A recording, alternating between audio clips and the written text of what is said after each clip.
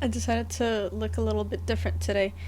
Sorry for the mess in the background. I just realized how bad it is. I'm not gonna clean it up, but I decided to experiment a little bit. Well, not experiment, just try something that I didn't try before. And this is kind of how I usually look. Underneath this jacket, I'm wearing a yellow pastel shirt with a moon, and it's a bit jovial compared to the rest of the look.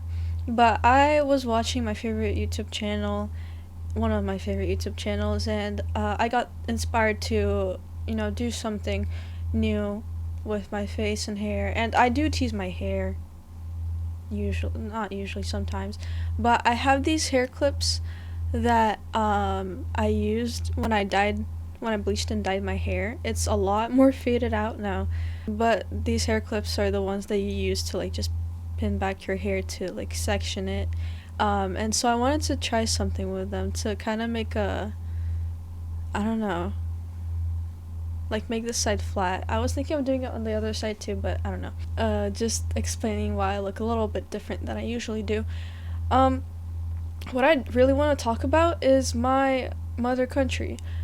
Before I do that, hi, how are you doing? I'm doing as good as ever, and I watched a video basically just now. How this Russian guy, he was talking about some news from Russia that the president of Russia, the guy that I don't really like, he's eliminating English, just English, as far as I know, because it is very popular in Russia to westernize everything, use the Latin alphabet for certain things. Like, even back when I used to live there 10 years ago, oh my goodness gracious, I would see signs in a language that I did not understand back then, and I was like, what does that mean?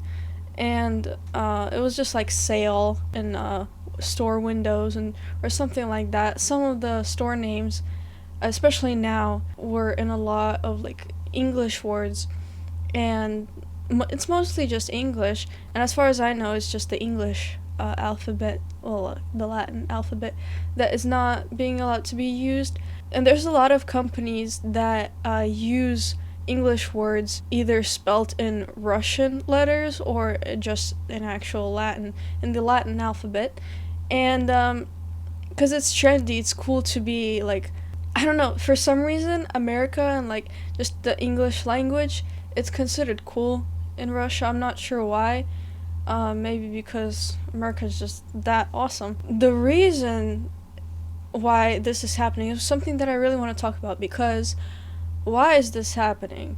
Well, the president says that he uses very aggressive words from the clip that I saw, but he says that it's like, I'm gonna be paraphrasing, but it's like downgrading the Russian language. And of course, I'm all for retaining culture. That's very important. Russian culture, or just Slavic culture in general, back then is so different from what it is now. And culture evolves, obviously. And I feel a little bit sad seeing such a big mix of different countries all being poured into Russia, and Russia kind of losing its original glory, because I do love that country, despite it being a little bit uncultured. I'm very sorry. And the president not being a very good guy whatsoever, but it's getting worse and worse. Mr. Putin was saying that the use of the English language in Russia is like slop, basically, is what he called it, like sludge mixing in with the Russian language. Basically, keep your English stuff in your England place, or America, or whatever. Keep your stuff to yourself, he said. And also, it's touching on a lot of zones in Russian culture that have the English language integrated into them. Apart from like company names and signs out in like store windows, classes on the English language or anything tied to that are being either shortened or eliminated completely. And replaced with studies about the history of our great mother country and why it's so amazing.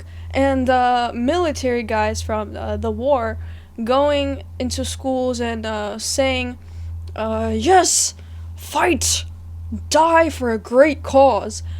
Recently, by the way, a little bit off topic, but I watched All Quiet on the Western Front, not a Russian movie, not about Russia.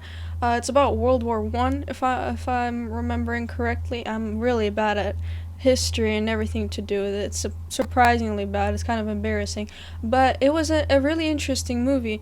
There was a scene in that movie, where one of the students that was drafted, he was very excited to go at first, uh, or well, like he was expecting it to be like all right and not as bad, and then he goes through a bunch of terrible, horrible things that no man should see, and then once it's all over and he can go back home, he's called to the school at which he studied to encourage the students to, you know, sign up for the war and sign up for the military. And the teacher there is like, okay, go ahead and tell them about your great adventures and motivate them to go to war.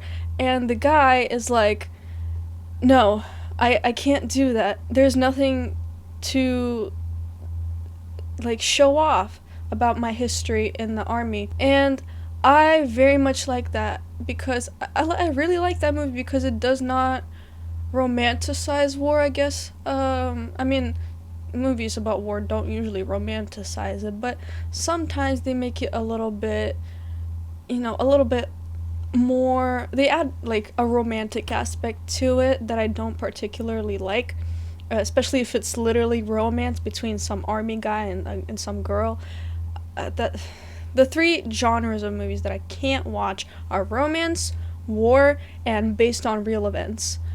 When all of that is combined together, I'm falling asleep. I'm very sorry. It's not that it's like I think it's bad. I just can't watch that stuff. I'm watching movies to be entertained, not to learn anything. It's kind of stupid of me, but it's just my opinion. Okay, but nevertheless, I think that movie, All Quiet on the Western Front, was very good, and it has a good message, and it's also based on a book.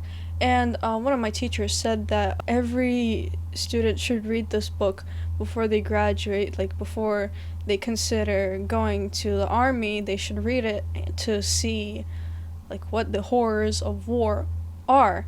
And I mean, a lot of people, of course, they do understand how terrible it is, but some people, they don't really consider it enough. But going back to, I know that was kind of a big tangent, but going back to what I was talking about, soldiers from the war that is going on right now, coming to schools and trying to encourage these kids at schools to join the army, and who regale, if that's the right word, of their wonderful experiences at war.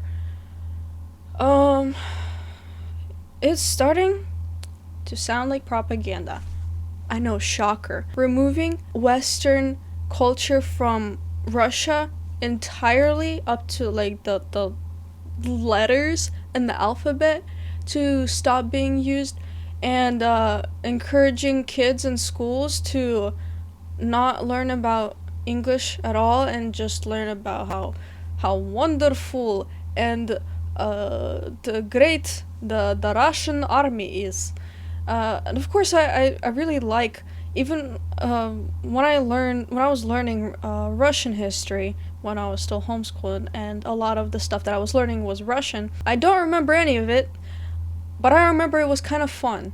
It was kind of magical, I guess, because I really do like Russia because, first of all, it is the biggest country in the world in terms of area, and since it's so big, it spans over such a lot of different, climate areas, different levels, from like the very northern north to the lower north, I guess.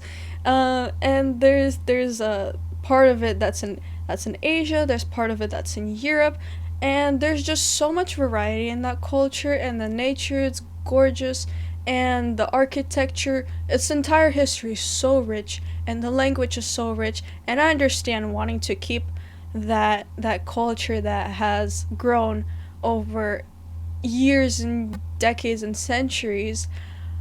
But this does not sound like retaining culture. This sounds just like propaganda. And so I am not going back to Russia, only maybe to visit, but even then I'm kind of a little bit paranoid about what might happen when I visit. Who knows? That country's a wild card. That president of Russia, he's a little bit bonkers. And I hope whoever the next guy is not brainwashed, is not going to brainwash people, and at least a little bit better. But I mean, when you hit rock bottom, there's nowhere else you can go but up. So hopefully that's the case, and hopefully the great nation that I came from is going to rise up back to its original glory, and not cause any more trouble, and not become North Korea. Some other nice things that I do want to say about Russia, if anybody ever plans on visiting it, if you're watching this video and you're like, I might go to Russia for some reason. Don't go to Moscow, go to St. Petersburg. That's where I was born, St. Petersburg. That place is wonderful. Why shouldn't you go to Moscow? I went there once, was not impressed. To be honest, I was like 11 years old or something, maybe younger. I don't remember. But St. Petersburg is so much better, in my personal opinion. It's got beautiful houses, beautiful museums, so many historical homes of great poets and authors, and just so much great stuff. Theaters, anything you could imagine related to beautiful art, and I love art. You can probably tell that I'm a bit of a artsy person. I'm a bit of a artistic nerd.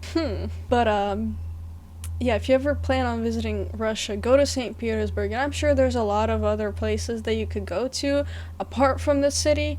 I haven't traveled in Russia a lot, apart from going to the Far East, where my mom came from.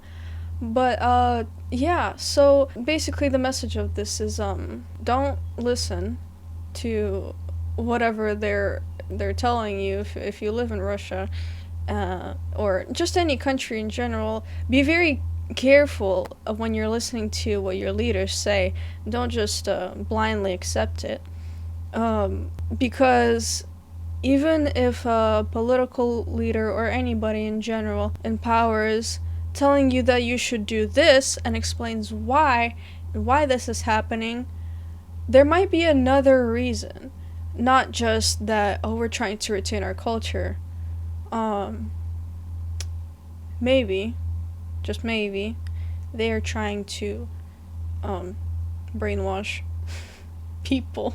Maybe this sounds like a harsh take. I don't think so. I feel like this is pretty obvious that Russia is kind of going downhill and becoming a, don't know what the word is, but I just keep thinking of brainwashed, because what other word can you think of? Oh, on that topic of words, there's a similar word to brainwashed, and it is indoctrinate. I'll read you the definition. The word is indoctrinate. It is a verb, and it means teach a person or group to accept a set of beliefs uncritically. That was your lesson on vocabulary, on culture, and stay educated. Please don't be stupid. Stupidity is a choice. And with that being said, hope you have a wonderful time of day, wonderful whatever you're doing. I will see you very, very soon. Ever Bearkins, over and out.